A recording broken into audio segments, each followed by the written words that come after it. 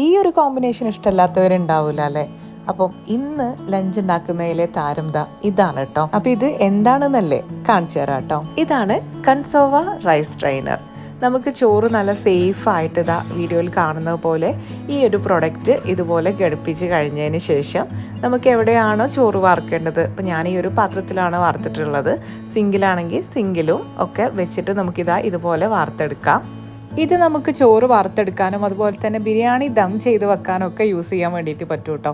അപ്പോൾ നമുക്ക് സേഫ് ആയിട്ടുള്ള ഈ ഒരു പ്രൊഡക്റ്റ് സെൻഡ് ചെയ്ത് തന്നിട്ടുള്ളത് മലപ്പുറത്ത് നിന്ന് അമൃതയാണ് കേട്ടോ. അപ്പോൾ അമൃതയുടെ കോൺടാക്ട് നമ്പർ ഞാനിവിടെ കൊടുക്കുന്നുണ്ട്, ആവശ്യമുള്ളവരൊന്ന് കോൺടാക്ട് ചെയ്ത് നോക്കുക.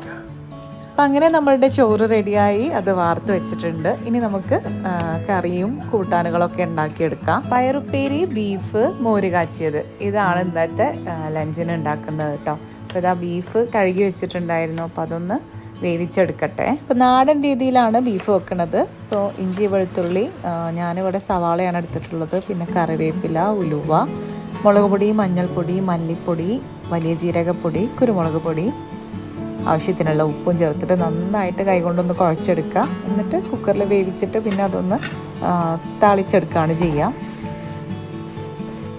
മോര് കാച്ചി റെഡിയാക്കാൻ വേണ്ടിയിട്ട് ആദ്യം തന്നെ അരപ്പ് റെഡിയാക്കുകയാണ്. തേങ്ങ, കറിവേപ്പില, വെളുത്തുള്ളി, സവാള, ചെറിയ ജീരകം, ആവശ്യത്തിനുള്ള തൈര്, ഇത്രയും കാര്യങ്ങൾ ചേർത്തിട്ട് നന്നായിട്ട് പേസ്റ്റ് ആക്കിയിട്ട് അരച്ചെടുക്കുക.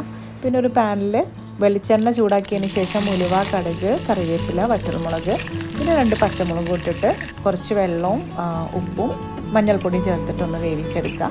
എന്നിട്ട് ഈ അരപ്പ് ഇതിലേക്ക് ഒഴിച്ചിട്ട് ജസ്റ്റ് ഒന്ന് ചൂടാക്കിയെടുക്കുക. പിന്നെ പയറുപ്പേരിയും കൂടെ റെഡിയാക്കട്ടെ. ചിലരിതിന് മച്ചിങ്ങ എന്ന് പറയും. അപ്പോൾ എന്തായാലും അതും റെഡിയാക്കി എടുക്കുന്നുണ്ട്.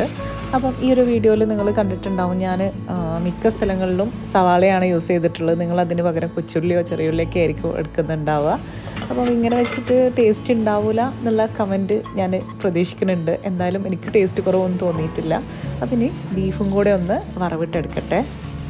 മോര് കാച്ചിയതും ബീഫും ഉണ്ടായാൽ പിന്നെ പപ്പടം ഇല്ലാതെ പറ്റൂലല്ലോ. അപ്പോൾ പപ്പടവും പൊരിച്ചെടുത്തിട്ടുണ്ട്. അപ്പോൾ ബീഫൊന്ന് നല്ല ഡ്രൈ ആയിട്ട് വരട്ടെ. അപ്പോൾ ഇതാ നമ്മളുടെ കൺസോവ റൈസ് സ്ട്രെയിനർ കണ്ടോ, നല്ല അടിപൊളിയാണ് കേട്ടോ. അത് നല്ല സേഫാണ്. അപ്പോൾ തീർച്ചയായിട്ടും നിങ്ങൾക്ക് ആവശ്യമുണ്ടെങ്കിൽ അവരുടെ നമ്പറിലൊന്ന് കോൺടാക്ട് ചെയ്ത് നോക്കുക. നമ്മളുടെ ബീഫും ഡ്രൈ ആയി, എല്ലാം സെറ്റായി. ഇനി ഞാൻ ചോറ് കഴിക്കട്ടെ.